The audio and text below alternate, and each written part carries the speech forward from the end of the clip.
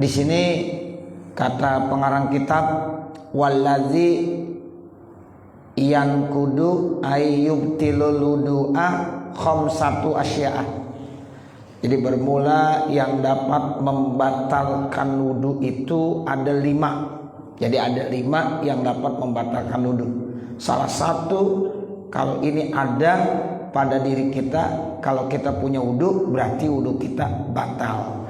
Otomatis kalau wudu kita udah batal, kita punya hadas, namanya hadas kecil. Ya, jadi kalau batal wudunya maka disebut kita punya hadas kecil.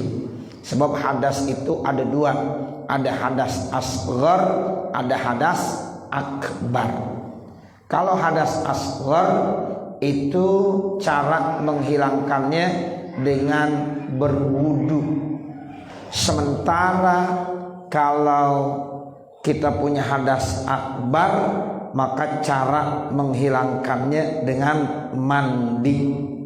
Ya, jadi ada 2 nih Bapak Ibu Saudara. Makanya kita ketika sholat itu mesti bersih dari hadas kecil dan juga dari hadas besar. Kalau kita punya hadas kecil berarti kita wajib berwudu. Kalau kita punya hadas besar berarti kita wajib mandi.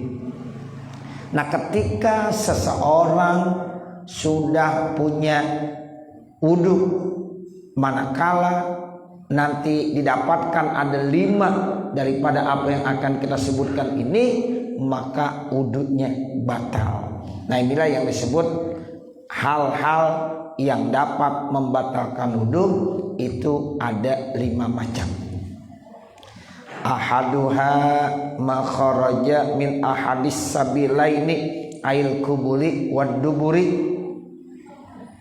Yang pertama yang dapat membatalkan wudu yaitu sesuatu yang keluar dari salah satu 2 jalan. Artinya baik dari kemaluan depannya yang disebut dengan kubul atau kemaluan belakangnya yang disebut dubur. Jadi kalau ada yang keluar tuh dari salah satu 2 jalan tadi, min mutawaddiin, dari orang yang sudah berwudu, hayyin, dia masih hidup syaratnya, wadihin, jelas. Jadi kalau kita nih masih hidup, kemudian kita udah punya wudu, keluar dari sesuatu 2 jalan tadi itu Bapak Ibu Saudara, bisa dari kubul, bisa dari dubur, maka batal. Contoh, kita nih misalnya ntar mau sholat isya, tadi kita udah punya wudu, tiba-tiba ada yang keluar, angin misalnya keluar, ya, nah batal nggak kira-kira? Batal. Itu namanya angin keluarnya dari dubur. Atau pengen pipis, kita udah punya wudu, pengen pipis, kan ada yang keluar berarti dari kemaluan depan, berarti wudunya batal nggak?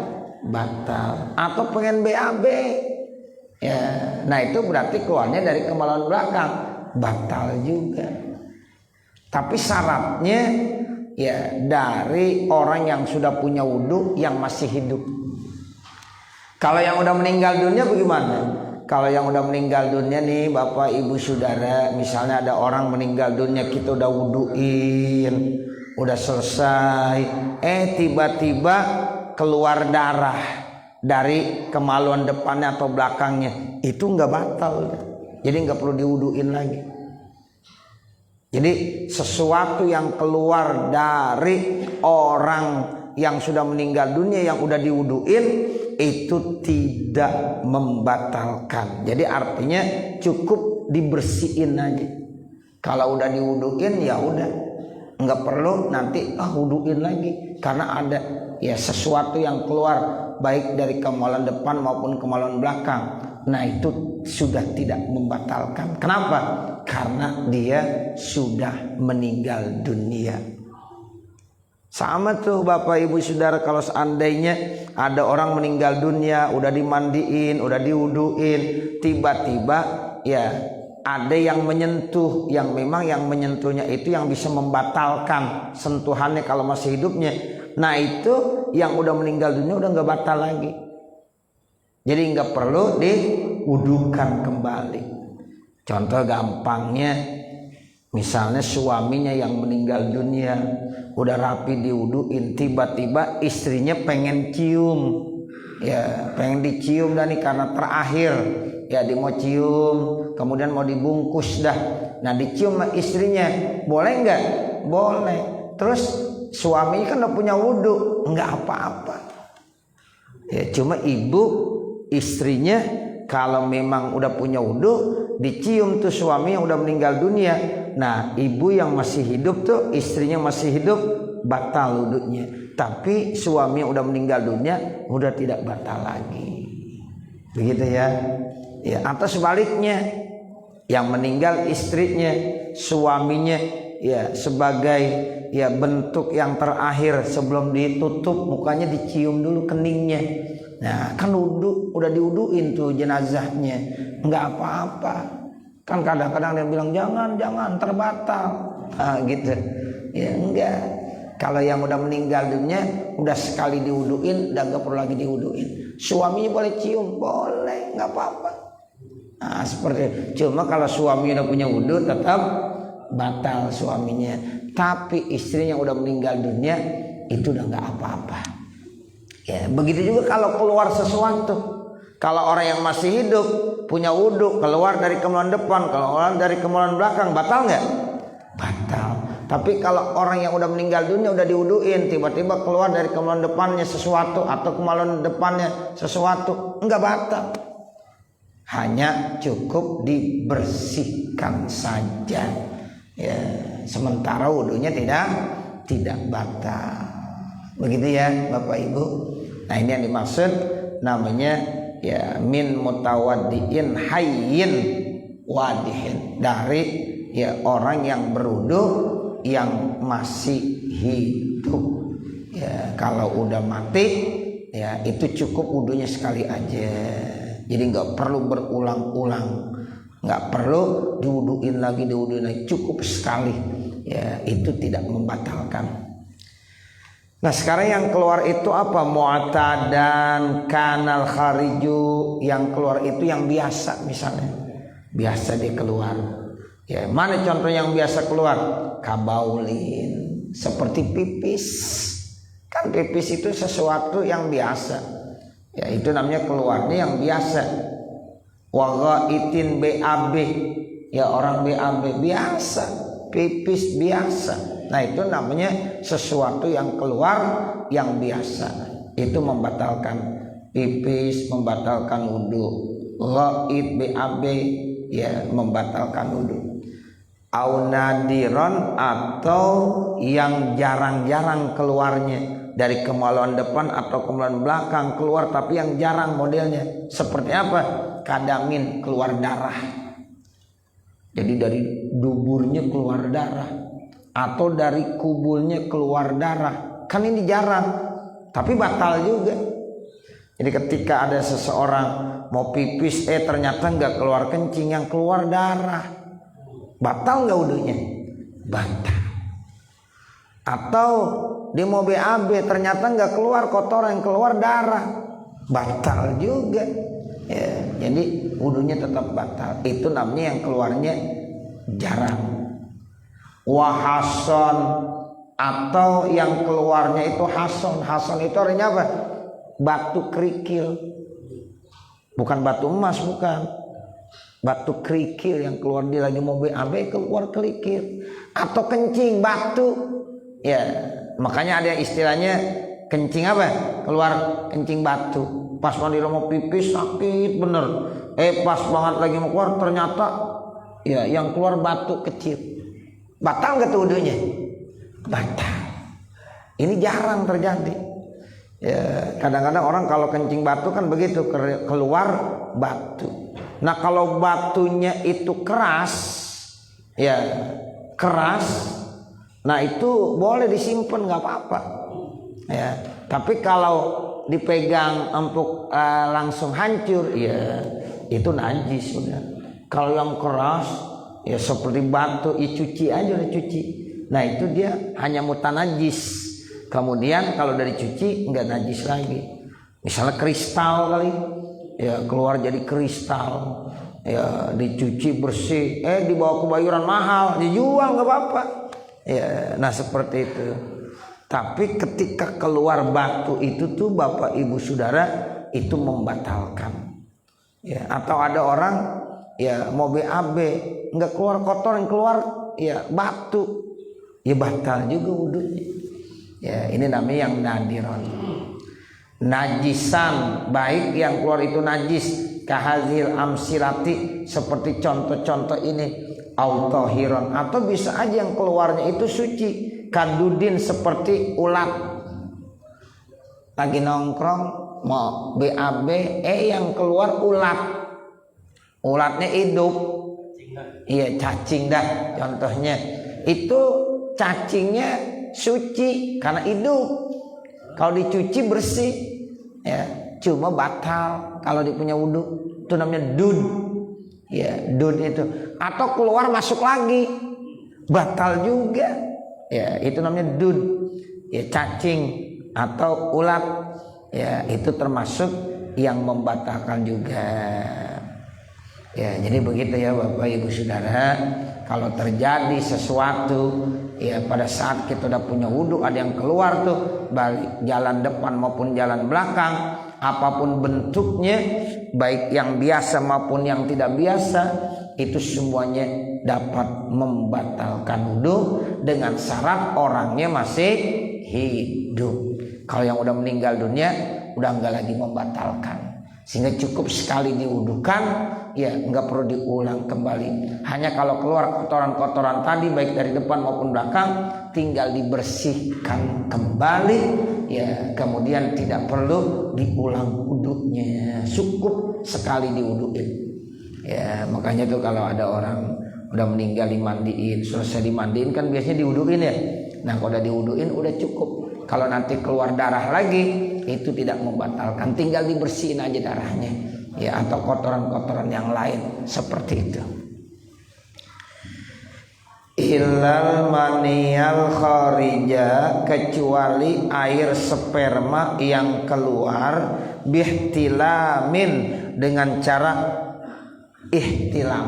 Artinya ihtilam dia ya bermimpi mengeluarkan air sperma, min mutawaddiin mumakinin maq'adahu minal ardi, dari orang yang punya wudhu yang duduknya itu tetap pendiriannya di atas permukaan bumi, pala yang kudu maka enggak batal wudhunya.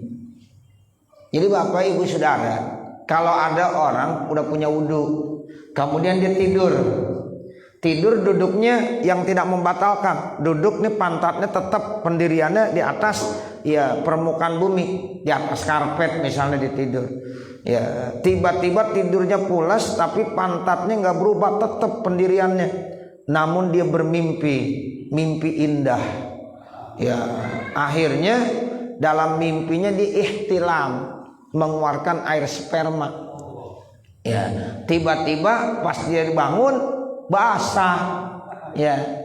Nah itu bagaimana? Batal nggak wudhunya? Tidak batal. Wudhunya tidak batal, karena yang keluar bukan air pipis, yang keluar bukan air pipis, tetapi air sperma. Nah yang keluar air sperma tidak membatalkan wudhu. Terus ada yang nanya, Ustaz boleh nggak disolat? Boleh nggak sholat Bapak Ibu? Kagak boleh, kan wudhunya nggak batal. Kan wudhunya nggak batal. Wudhunya nggak batal, benar. Tapi dengan sebab keluar air sperma, dia punya hadas besar. Hadas kecil nggak punya, tapi hadas besar punya. Kalau orang punya hadas besar, boleh nggak sholat? Nggak boleh. Tapi batal nggak wudhunya? Tidak batal. Namun kalau dia mau sholat boleh nggak? Enggak boleh, karena dia punya hadas besar. Berarti dia wajib mandi, gitu ya, paham ya? Ya dia wajib mandi. Nah ada wajib mandi, nah itu artinya hadas besarnya udah terangkat, baru dia boleh sholat. Itu jadi ada ya punya wudhu tapi kagak boleh sholat. Nah itu ya dia punya wudhu tapi punya hadas besar. Dia punya hadas besar, enggak punya hadas kecil. karena wudunya nggak batal. Dia punya wudu tadi, dia tidur tapi tidurnya duduk, gitu, duduk tetap pendiriannya. Nah itu kan kalau ada orang sholat Jumat, kadang-kadang ada yang tidur, kalau tidurnya tetap pendiriannya, pantatnya nggak berubah kemana-mana, kagak batal wudunya, walaupun di ngorok.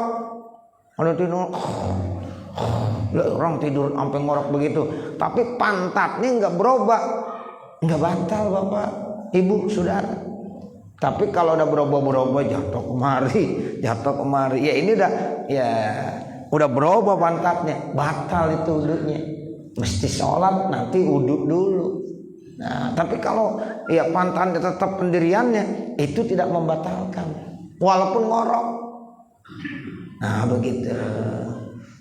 Nah seandainya dalam tidurnya dia ihtilam, tetap wudhunya tidak batal, hanya dia punya hadas besar.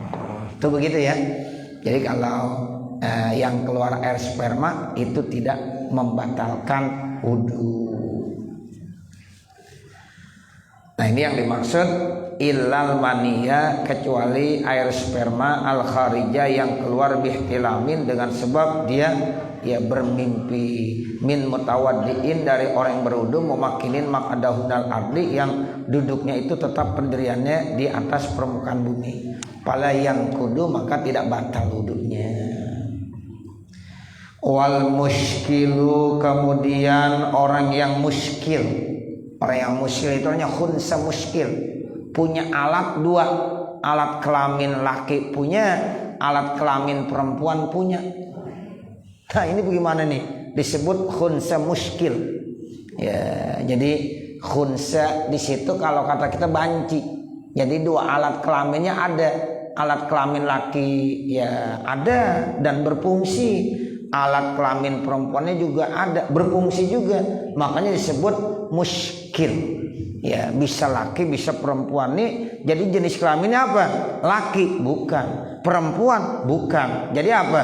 Khunsa muskil. Tuh. Nggak susah, makanya dibilang muskil. Muskil itu susah.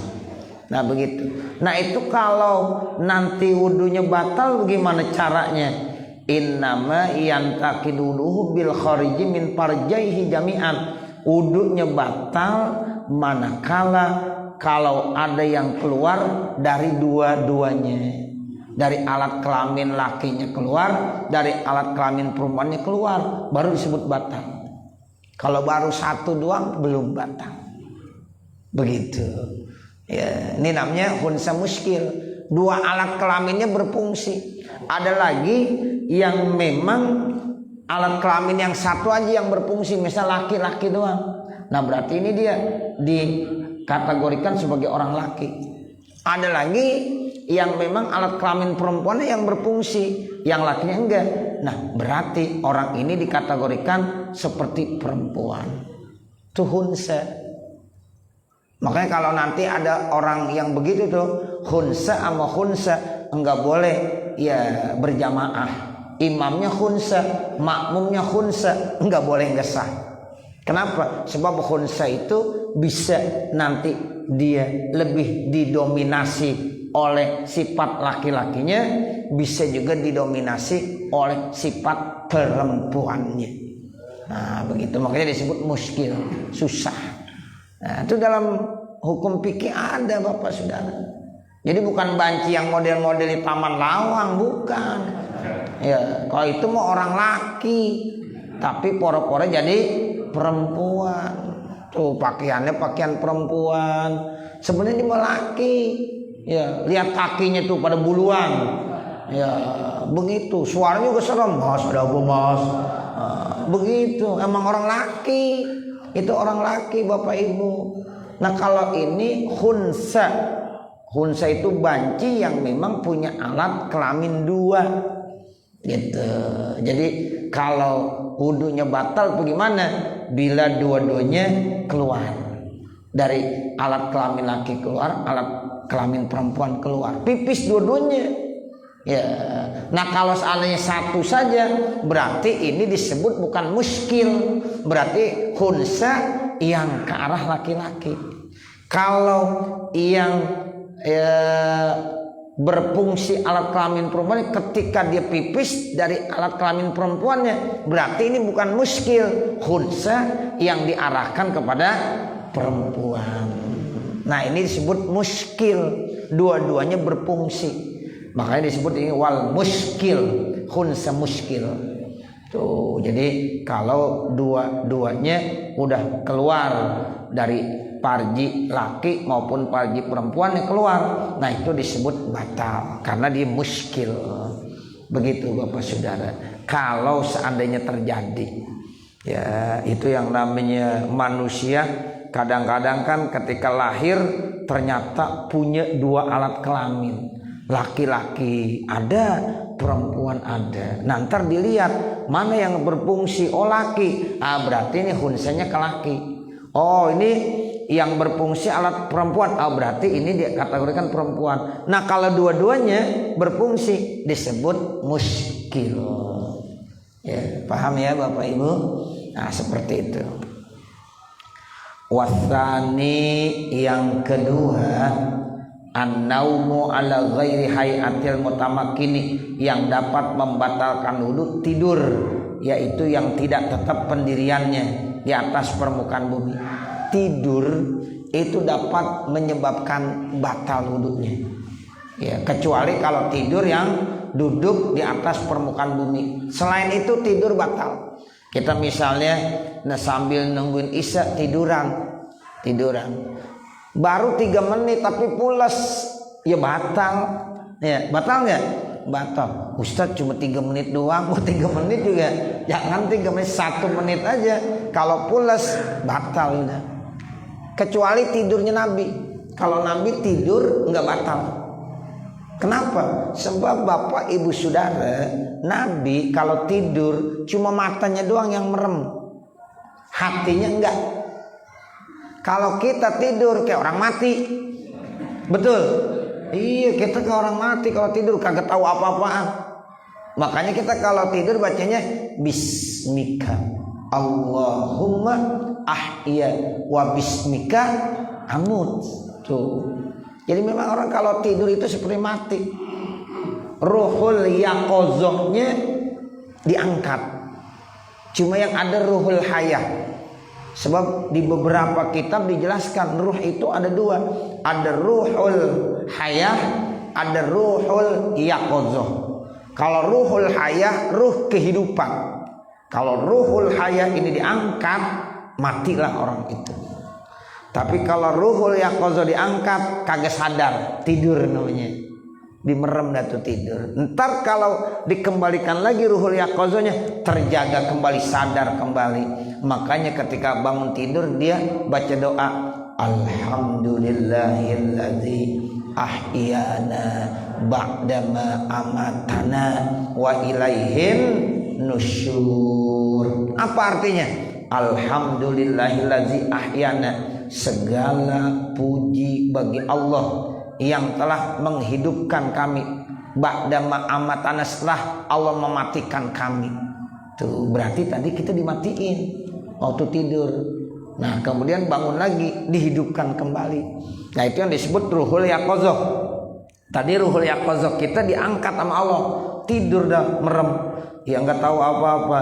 Nah kemudian terjaga, dikembalikan lagi. Itu yang dimaksud alhamdulillahilladzi ahyana ba'dama amatana wa ilaihin nusyur, dan hanya kepada Allah tempat kembali. Tuh begitu Bapak Ibu Saudara. Ya makanya ya tidur itu dapat membatalkan wudu. Sebab nggak tahu apa-apa deh. Ya kita kalau tidur jangan dibilang masih ya nggak batal wudunya, kecuali ngantuk. Kalau ngantuk belum tidur, kita merem tapi orang ngomong kita tahu, masih denger. Tuh si A ngomong kita dengar, walaupun paham banget si kagak, cuma kita masih dengar, itu belum tidur namanya, masih ngantuk. Itu bulan batal. Kalau ngantuk bulan batal wudunya. Tapi kalau yang namanya tidur udah kagak tahu apa-apa. Makanya kalau dibilang ya ente tadi tidur terus ya kamu tahu tadi lagi ngobrol begini-begini, tahu ya belum tidur namanya. Gua tahu sih lu ngobrol tadi, ya namanya ente belum tidur. Nah kalau udah tidur orang ngobrol dia nggak paham, udah nggak tahu. Nah itu makanya menyebabkan ya dia batal wudunya karena udah hilang kesadarannya. Beda dengan Nabi, Bapak, Ibu, Saudara. Kalau Nabi tidur cuma matanya doang merem, matanya merem Nabi, tapi hatinya tidak tidur, tetap terjaga. Tuh makanya Nabi kalau habis tidur langsung sholat, nggak usah wudhu lagi, nggak apa-apa. Ya, itu istimewa, ya diberikan oleh Allah Subhanahu wa Ta'ala. Tapi kalau kita, nah itu jangan, harus punya wudhu. Nah kalau udah tidur batal wudhunya. Ada beberapa keistimewaan yang Nabi miliki, seperti kalau Nabi habis tidur kagak ya wudhu lagi karena Nabi istimewa. Nabi kadang-kadang mencium istrinya, habis mencium istrinya langsung sholat. Itu min khoso isin Nabi, termasuk keistimewaan Nabi. Jangan dicontoh. Oh Nabi boleh tuh, jangan megang istrinya, cium aja dia sholat nggak apa-apa. Itu keistimewaan Nabi. Ya, jadi jangan dicontoh. Sebab ada beberapa yang khusus ya keistimewaan buat Nabi, tapi nggak boleh diberikan buat ya umatnya. Seperti Nabi istrinya lebih dari 4, nggak boleh dicontoh. Ada yang bilang orang laki yang nikahnya 1 masih kurang 2, punya istri masih kurang 3, masih kurang 4, udah cukup. Ya nggak boleh lagi. Oh Ustaz saya mau tambahin lagi 4, 5, 6, 7 tuh Nabi istrinya lebih. Ya ada yang bilang 9, ada yang bilang 11 istri Nabi. Nah itu khusus buat Nabi dan itu perintah dari Allah. Kita nggak boleh contoh. Ya, ini mentang-mentang kita harus mencontoh apa yang dilakukan oleh Nabi. Ini Nabi istri lebih dari 4, wah istrinya lebih dari 4. Ya ini nggak benar dia. Nah seperti itu ya. Jadi umat Nabi Muhammad istrinya paling banyak 4. Di sini ada nggak yang punya istri 4? Nggak ada, cukup 1 aja ya Bu ya. Ya 1 cukup. Alhamdulillah. Jangan bilang Ustaz saya alhamdulillah 1 di Bogor, 1 di Cipulir, 1 di Tenabang. Nah itu nggak benar juga. Ya. Nah gitu cukup 1. Ya. Iya emang berani. Nah, begitu. Jadi ya kalau ada orang pengen punya istri lebih dari 1, syaratnya banyak. Ya banyak syaratnya. Di antaranya harus adil. Sebab kalau ada orang laki istrinya lebih dari 1 nggak adil, nanti di akhirat jalannya miring. Oh begitu, jalannya miring. Nah begitu. Tapi ya kalau dia mau punya lebih dari 1 harus tahu ilmunya. Nah, cara gilirnya juga ada ilmunya, gilir istri. Gimana jangan sampai nggak adil. Nah makanya kalau seandainya kita takut ya nggak adil, ya fawahidah cukup 1 aja. Nih yang di sini kalau yang berani 2 ya namanya hebat udah. Ya tapi rata-rata 1 ya. Ya mudah-mudahan 1 aja dah. Ya insyaallah. Begitu Bapak Saudara. Jadi ada beberapa yang memang itu khususiyah, keistimewaan yang dimiliki oleh Nabi yang tidak boleh dicontoh oleh kita. Termasuk tidur. Nabi kalau tidur tidak batal wudhunya. Tapi kalau kita tidur itu batal. Kenapa? Sebab Nabi kalau tidur cuma matanya yang merem, hatinya tidak. Sementara kita itu benar-benar nggak tahu apa-apa. Kecuali tidur yang ya posisinya duduk di atas ya permukaan bumi. Nah itu yang tidak membatalkan. Nah di sini dibilang ya wal ardu laisat biqayyidin wa kharaja bil mutamakkini, dan dikecualikan dengan mutamakin malaunama qaidan, apabila seorang tidur dalam keadaan duduk ghaira mutamakkinin, yang tidak tetap pendiriannya, au nama qaiman, atau dia tidur dalam posisi berdiri, au ala qafahu, atau di atas lehernya, walau mutamakkinan, sekalipun dalam posisi dia tetap pendiriannya, itu batal. Ya kita tidur ya sambil berdiri pegangan, misalnya ya di apa kita tidur sambil diri, ya batal itu, batal. Kan ada orang bisa pulas tuh walaupun berdiri. Ya bisa aja. Ya atau dia ya misalnya lagi naik bis berdiri pegangan, ya kemudian dimerem di situ, ya punya wudhu, ya batal wudhunya. Ya begitu ya Bapak Saudara. Jadi tidur dapat membatalkan wudhu. Cukup kali. Ya, saya kira sampai sini dulu kali Bapak Ibu Saudara, masih banyak nanti baru kita lanjutkan. Ya mudah-mudahan apa yang kita baca pada kesempatan malam hari ini ada manfaatnya. Saya kembalikan kepada pembawa acara.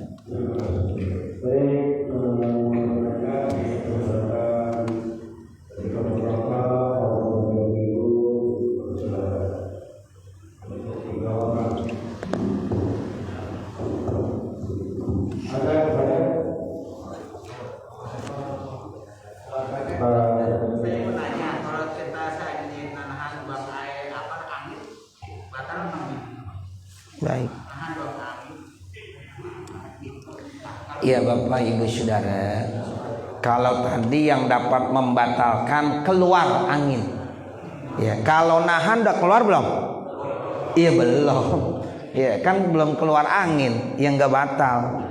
Cuma kalau belum sholat nahan pipis, belum sholat nahan BAB, atau nahan angin mau keluar, hukumnya makruh. Ya, jadi nggak usah ditahan-tahan. Ya, kalau belum sholat nih pengen buang angin, keluarin aja. Gitu. Kalau kita belum sholat pengen BAB, keluarin dulu, BAB dulu. Kalau kita pengen pipis, pipis terlebih dahulu, supaya nanti sholatnya khusyuk. Kalau kita tahan, itu hukumnya makruh. Makruh pada saat kita mau sholat tapi kita nahan tadi itu, tapi nggak batal ya karena belum keluar baru nahan. Kecuali kalau udah keluar ditahan keluar juga ya batal namanya. Tapi kalau belum keluar nggak batal begitu. Kalau kita dalam posisi sholat ya kita nahan nggak apa-apa. Ya misalnya udah tinggal 1 rakaat nih, ya Allah pengen banget BAB, kita tahan dulu, itu nggak apa-apa kalau masih bisa. Tapi kalau kagak bisa ya udah batal.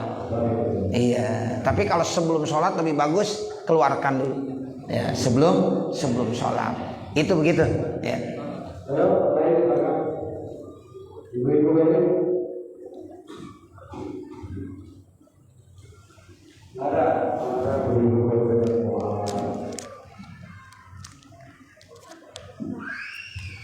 Bapak Ibu Saudara, sebelum kita membaca doa, kita baca suratul Fatihah. Ya, sehubungan ada infak sedekah yang masuk, ya baik yang secara insidental maupun yang sudah menjadi kebiasaan donatur tiap bulan dari Bapak Ibu Saudara. Ya kita baca Fatihah.